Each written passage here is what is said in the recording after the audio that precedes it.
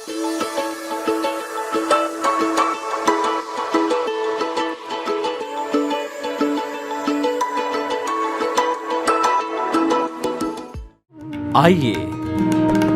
सुनिए, देखिए, समझिए सनातन सत्य।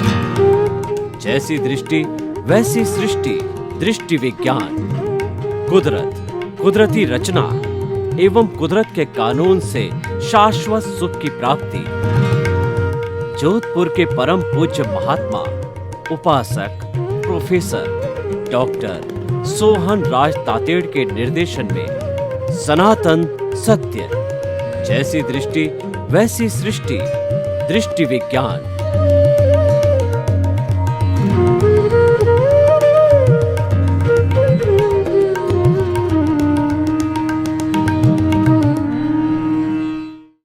भाइयों और बहनों, मातृशक्ति को नमन। आज का हमारा अति उत्तम विषय जीवन जीने की कला। देखिए, जो व्यक्ति जन्म लेता है वह आयुष्य के अधीन जीता है। आयुष्य संपन्नता के पूर्व कोई भी जीव मर नहीं सकता है और हर जन्म लेने वाला जीव चाहे छोटा और बड़ा हो, वो सुख चाहता है, दुख कोई नहीं चाहता। जब हम सभी जीते हैं और हमको भगवान ने 24 घंटे हर जीव को दिए, तो मुख्य बात है कि जीवन कैसे जिया जाए, क्योंकि मानव जीवन बहुत दुर्लभ है। दुर्लभ नहीं, अति दुर्लभ है। जो हमारी वैदिक परंपरा है वह कहती है कि 8 जन्मों तक लगातार सुकृत करते रहो तब मानव जीवन मिलता है, और उसमें कोई कोताही बरत ली तो 99 भावों के बाद में मानव जीवन मिलता है। उसमें भी कोई कोताही बरत दी गई तो 999 भावों के बाद में मनुष्य जीवन मिलता है।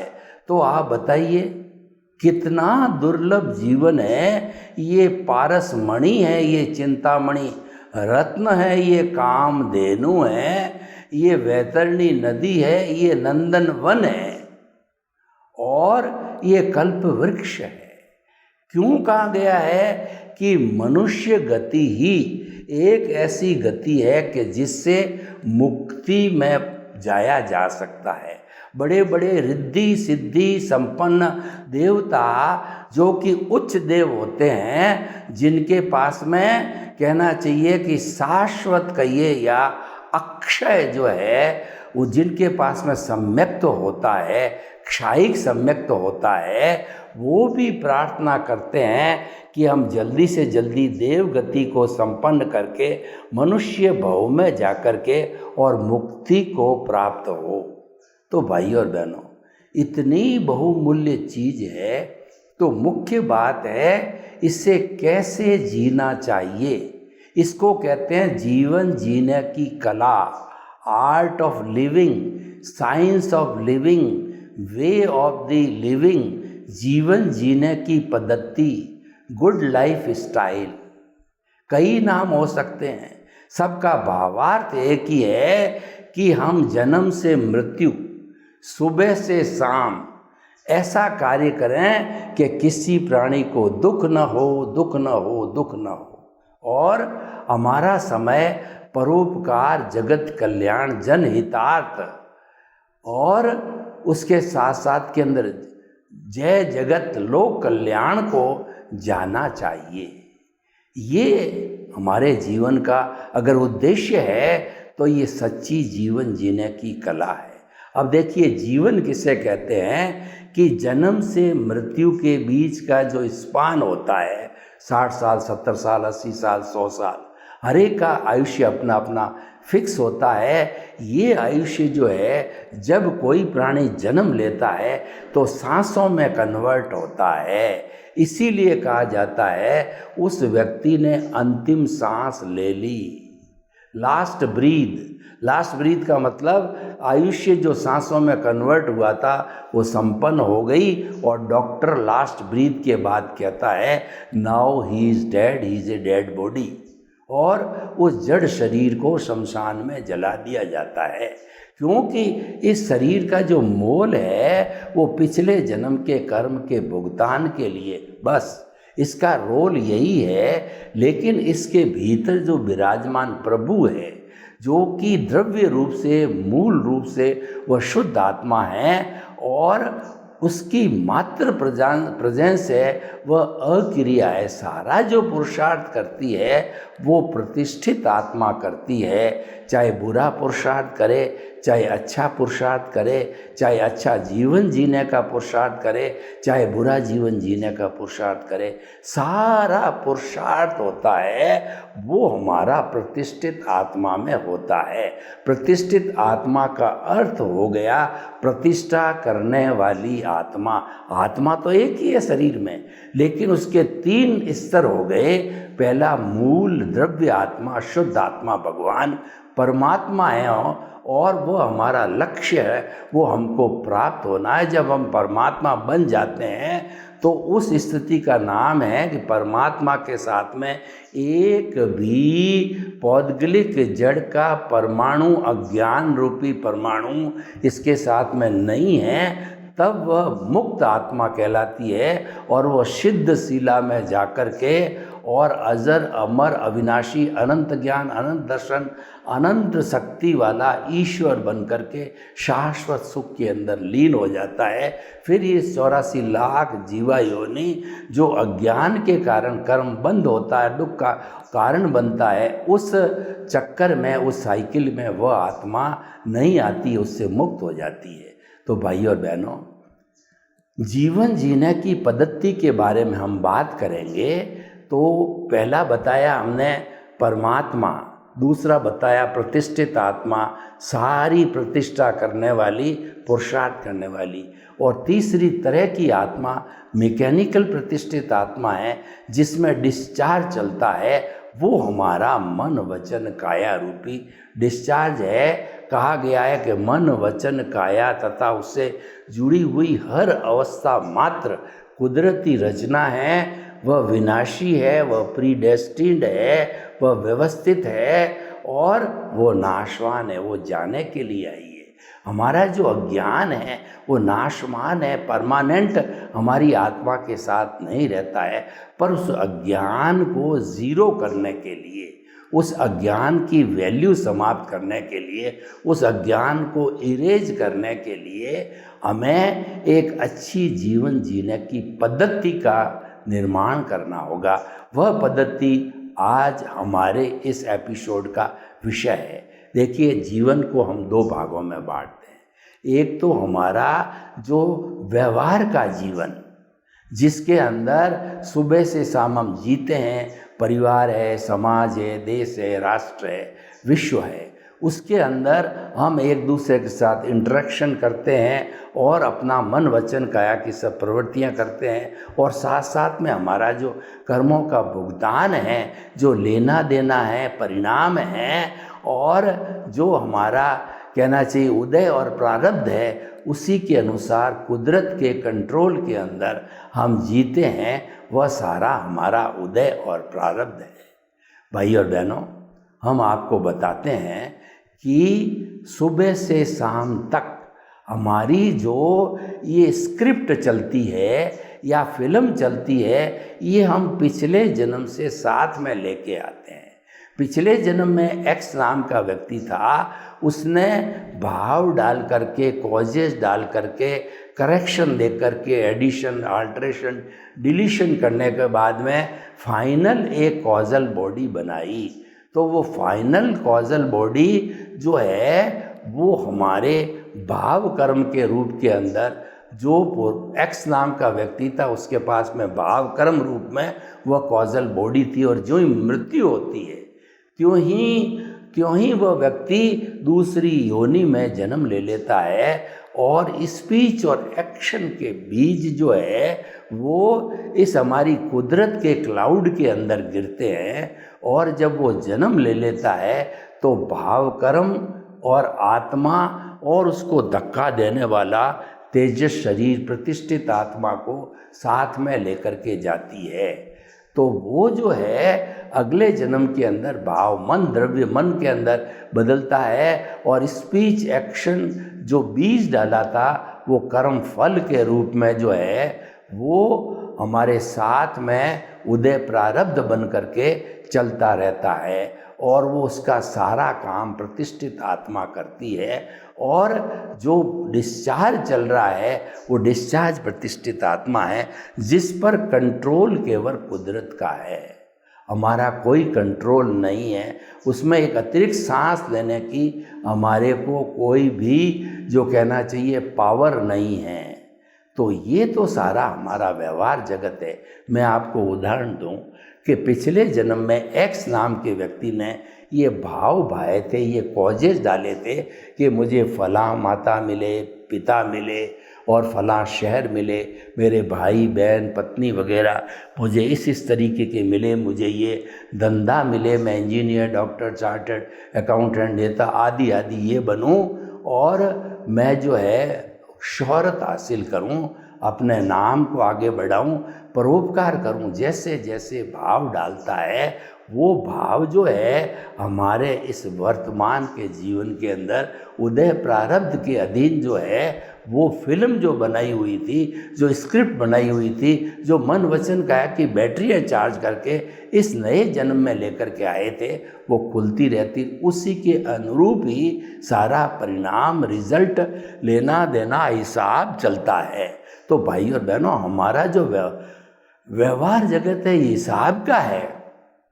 इसके अंदर कोई भी व्यक्ति हमारे से जो है पैसे हड़प लेता है या हमारे को पैसे दे के जाता है, कोई बेटा सेवा करता है, कोई बेटी सेवा करती है, कोई बेटा गालियाँ बोलता है, आपकी धन संपत्ति को हड़प लेता है, कोई पत्नी है सेवा करने वाली है या कोई आपको कोर्ट में भी खड़ा कर सकती। जैसा जैसा हमारा उपादान यानी पिछले जन्म का भाव कर्म, पिछले जन्म की कॉजल बॉडी, पिछले जन्म की जैसी हमारी answer sheet, corrected answer sheet after जो है complete deletion addition alteration correction, तो वो फाइनल जो है वो हमें भुगतान के रूप में इस जन्म के अंदर मिलती है। ये सारा व्यवहार जगत है। हम कहते हैं कि हम पुरुषार्थ करते हैं, मैं इंजीनियर बना, मैं डॉक्टर बना, मैं कुबेरपति बना, मैं नेता बना, मैं प्रधानमंत्री बना और मैं राष्ट्रपति बना। आप बने, मान लिया, लेकिन ये तो उदय प्रारब्ध के अधीन है। आप कहते हो मैं पुरुषार्थ करके बना, मान लिया। इसको आध्यात्मिक भाषा में रिलेटिव पुरुषार्थ कहते हैं।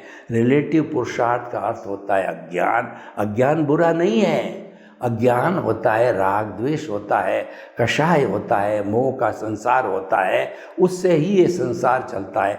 अज्ञान न हो तो संसार दिखाई नहीं दे, मात्र एक सिद्ध शिला में अमूर्त जीव विराजमान होते हैं। कोई तरह का शरीर, कोई तरह लेना देना इंटरेक्शन कुछ नहीं होता, यह संभव नहीं है।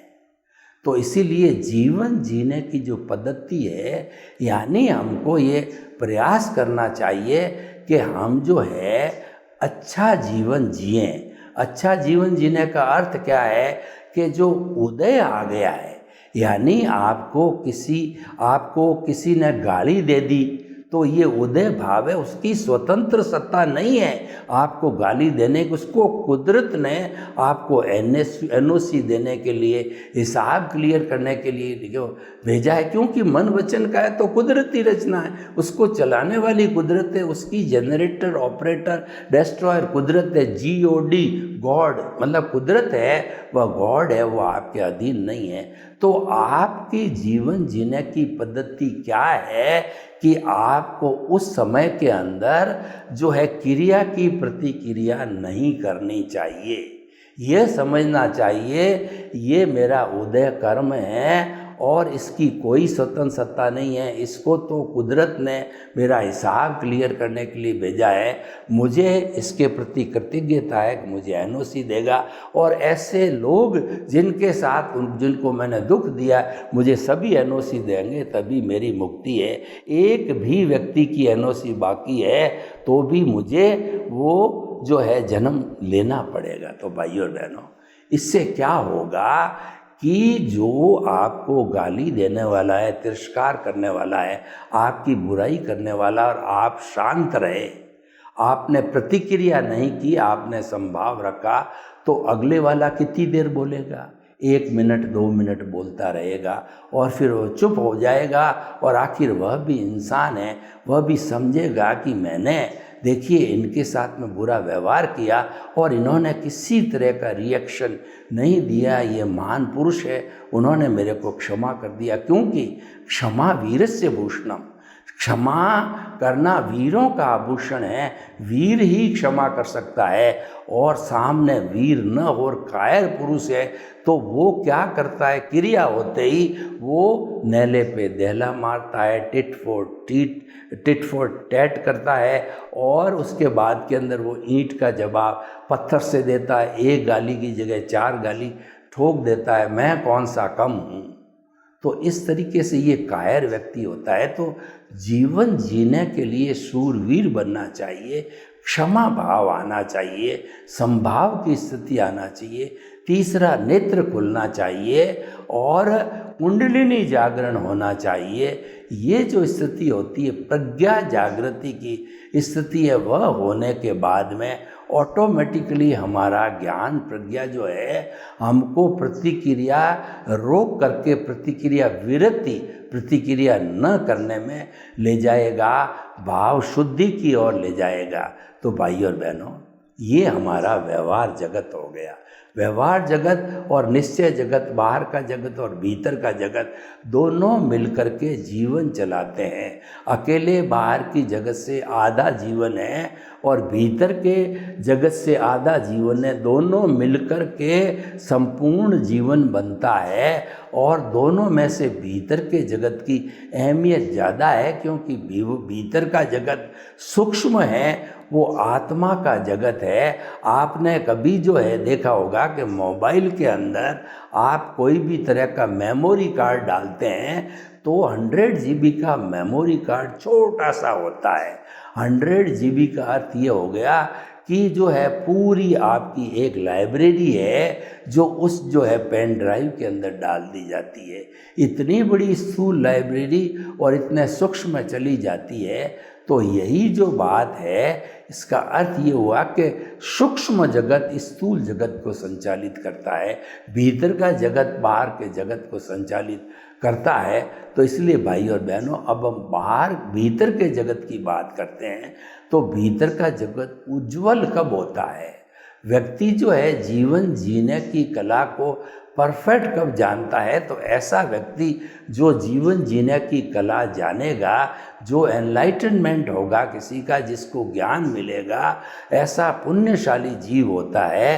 तो पुण्य के कारण जो है उसको सद्गुरु या ज्ञानी पुरुष मिल जाते हैं और वो कृपा करके और जो है अच्छा ज्ञान देते हैं, वो उसको बता देते हैं, ऐसी प्रतीति करा देते हैं 1 घंटे के अंदर कि तुम्हारा अस्तित्व शुद्ध आत्मा का अस्तित्व है, परमात्मा का अस्तित्व है। अभी परमात्मा बने नहीं हो, लेकिन जो है मैं आपका अनंतानुबंधी कषाय को भस्मीभूत करके आपकी बहिरात्मा से अंतर्यात्मा पद पर आपको बिठा देता हूँ और फिर आप अपने आप जो है अपना विकास करते रहो। जो अनंतानुबंधी कषाय है, जो कर्म बंधन का मुख्य कारण है, उसको भस्मीभूत जो है हमारे पुण्योदय से और हमारे सद्गुरु के पुण्योदय से और उसके निमित्त से, हमारे निमित्त से वो हमको प्राप्त होता है। तो भाई और बहनों, जब हमारे को जो ये जीवन जीने की पद्धति प्राप्त होती है, ज्ञान प्राप्त होता है, एनलाइटनमेंट होता है, तो सबसे पहले क्या है, अनंतानुबंधी कषाय के जाने का अर्थ ये हमारा कर्ता भाव समाप्त हो जाता है। गुरु हमारे को निमित्त भाव में ले आते हैं। निमित्त भाव से ही हम जो है बहिरात्मा से अंतरात्मा बनते हैं और हमारा लक्ष्य में परमात्मा बनने का बन जाता है। सीड चेंज होते ही हमारे भीतर परमात्मा की ओर मुख हो जाता है और परमात्मा बनने की चाह कहिए, इंटरेस्ट कहिए, वह जागृत हो जाता है। तो भाई और बहनों, देखिए, हमको ज्ञान मिल गया, ये प्रतीति हो गई 100% कि मैं मन वचन काया से मुक्त ऐसा शुद्ध आत्मा हूँ। मन वचन काया तो कुदरती रचना है, तो मन वचन काया कुदरती रचना से मुक्त ऐसा मैं शुद्ध आत्मा हूँ। मतलब हमारे जो शुद्ध आत्मा परमात्मा भगवान हैं, वो हमारे इस केंद्र बिंदु पर विराजमान हो जाते हैं।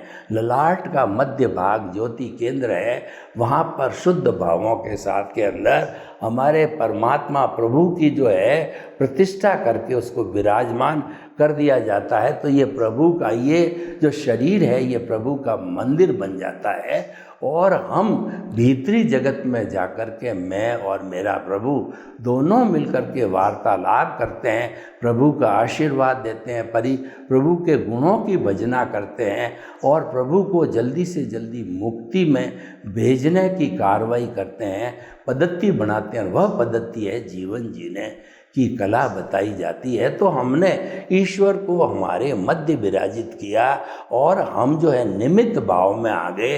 तो निमित्त भाव में आते ही इनके दूसरे जो चार मित्र है, निमित्त, निर्दोष, अकर्ता और शुद्ध आत्मा, तो तीन हैं, ऑटोमेटिकली निमित्त को सपोर्ट के अंदर आ जाता है। यानी निर्दोष हमारी जो है यह धारणा बन जाती है कि पूरी दुनिया निर्दोष है, किसी का दोष नहीं है, वीतराग है, दोष मेरे कर्मों का है और उस कर्मों के कारण ही कोई व्यक्ति मेरे को दुख देता है या सुख देता है। को सुख को दुख देता है और कर्म देता झकझोर, उर्जत सुरजत आप ही ध्वजा, पवन के फेर, यानी कि पवन के फेर से ही मंदिर की ध्वजा उलझती है और सुलझती है। उसी तरह से हम कठपुतली की तरह है कि कठपुतली को जैसे जो दोनों धागे होते हैं नचाते हैं, वैसे नाचते रहते हैं, हमको कर्म नचाते हैं। तो रंगमंच यह जगत है और कर्म खिलौनहार और नाना रूप बनाए के चेतन खेलनहार। चेतन, ये शरीर जो है इसके अंदर चेतन विराजमान है। तो वह जो है जैसे जैसे कठपुतली को डोरा हिलाता रहता है, वैसे हमारा कर्म रूपी डोरा है, हमको हिलाता रहता है। हम लट्टू की तरह घूमते रहते हैं, क्योंकि जो लट्टू के अंदर बड़ा धागा होता है मोटा, वो उसको इनर्शिया देता है, गति देता है, और हम लट्टू की तरह घूमते रहते हैं और जो है अपने कर्मों के अनुसार जो है हम मन वचन काया की प्रवृत्ति करते रहते। तो भाई और बहनों, ये जब हमारे केंद्र में चीज़ आ जाती है, निर्दोष, अकर्ता और शुद्ध आत्मा आ जाते हैं और हमारी आत्मा के जो मुख्य गुण है, सम्यक ज्ञान, सम्यक दर्शन है, वह ऑटोमेटिकली इसके साथ में आ जाते। केंद्र पावरफुल हो जाता, केंद्र में आत्मा होती है,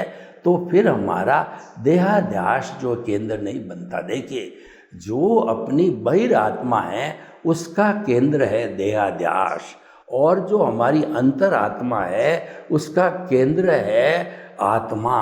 तो एक का देहाध्यास है, तो देहाध्यास होने के कारण मिथ्या ज्ञान, मिथ्या दर्शन की एप्लीकेशन होती रहती है और उसकी एप्लीकेशन होने से ही केंद्र में देहाध्यास आया है।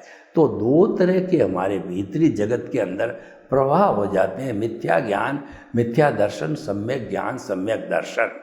तो हम जब भी कभी भी मिथ्या ज्ञान, मिथ्या दर्शन की प्ररूपणा करते हैं या मिथ्या ज्ञान, मिथ्या दर्शन की, क्योंकि ये ज्ञान दर्शन है आत्मा में ही होते हैं। मन वचन का है तो जड़ है, जड़ में कोई ज्ञान दर्शन नहीं होता है। जो मिथ्या ज्ञान मिथ्या दर्शन की एप्लीकेशन जब हम ध्यास में करते हैं, यानी कि हम ये मानते हैं कि ये शरीर मेरा है और ये रिश्ते नाते पद प्रतिष्ठा और जो साधन संबंध सत्ता संपत्ति ये सब मेरे हैं, मैं और मेरा हूँ, तो ये जो है ये हमारा मिथ्या ज्ञान है। और मिथ्या दर्शन ये है इस शरीर का संचालक मैं हूँ और शरीर को जितने भुगतान आते हैं वो सारे भुगतान करने वाला मैं हूँ, ये हमारा मिथ्या दर्शन हो जाता है। सम्यक ज्ञान सम्यक दर्शन, मिथ्या ज्ञान मिथ्या दर्शन और मोहनीय कर्म जो होता है सब कर्मों का राजा है, वह सेनापति है। मोहनीय कर्म जो है हमारे को जड़ पदार्थों में पौद्गलिक पदार्थों में सुख की अनुभूति कराता है और वो सुखाभास है, जबकि वो परमानेंट सुख नहीं है। परमानेंट सुख तो आत्मा का लक्षण है।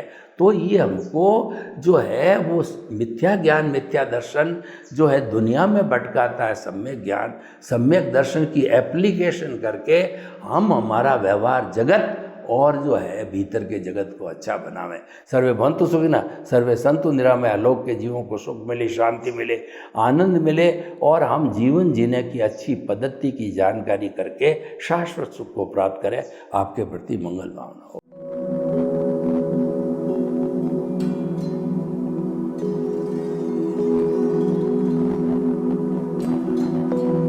एक ऐसा अंतर्राष्ट्रीय ख्याति प्राप्त मानव जो गुरु प्रेरणा से पिछले 20 वर्षों से वानप्रस्थ जीवन जीते हुए 24 घंटे मानवता की सेवा में संलग्न है। एक ऐसा मानव जो अभी राष्ट्रीय अंतर्राष्ट्रीय टीवी चैनलों पर 7,500 एपिसोड के माध्यम से सनातन सत्य, आत्मविज्ञान एवं पुनरुत्थान, व्यवहार एवं निश्चय जगत के जीवनोपयोगी विषयों पर हृदय स्पर्शी प्रवचन कर चुका है। उस मानव का नाम है महात्मा उपासक प्रोफेसर डॉक्टर सोहन राज तातेड़। प्रोफेसर तातेड़ द्वारा योग, दर्शन, शिक्षा विषयों पर रचित पीएचडी स्तर के 250 शोध ग्रंथ भारत के 100 प्रतिष्ठित विश्वविद्यालयों में शोधार्थी पढ़ रहे हैं तथा वे सभी शोध ग्रंथ वहां की सेंट्रल लाइब्रेरियों में उपलब्ध हैं। महात्मा सोहन राज ने अभी तक हजारों स्कूलों, कॉलेजों, विश्वविद्यालयों एवं संस्थाओं में सेमिनार, वर्कशॉप, कैंप लगाकर लाखों विद्यार्थियों को योग, दर्शन, शिक्षा का प्रशिक्षण देकर उन्हें सुसंस्कारित किया। डॉक्टर तातेड़ ने भारतीय संस्कृति उत्थान के 4000 से अधिक समसामयिक विषयों पर आर्टिकल लिखकर ऑनलाइन जर्नल, पत्रिकाओं, वेबसाइट्स पर प्रकाशित किया, जिसका उपयोग लाखों पाठक कर रहे हैं। उपासक तातेड़ के 5000 से अधिक आज का सुविचार, आज का शुभ संदेश, आज का मंगल भावना योग आदि चिंतन websites, Twitter, blogger, Facebook, YouTube माध्यमों से लाखों लोग अपना जीवन निर्माण कर रहे हैं। मानवता के मसीहा ऐसे महामानव महात्मा सोहन राज तातेड़ के प्रोफाइल को अभी तक विश्व के 20 लाख दर्शक यूट्यूब पर, 12 लाख गूगल पर एवं लाखों दर्शक फेसबुक, ब्लॉगर, ट्विटर और इंस्टाग्राम पर देख चुके हैं।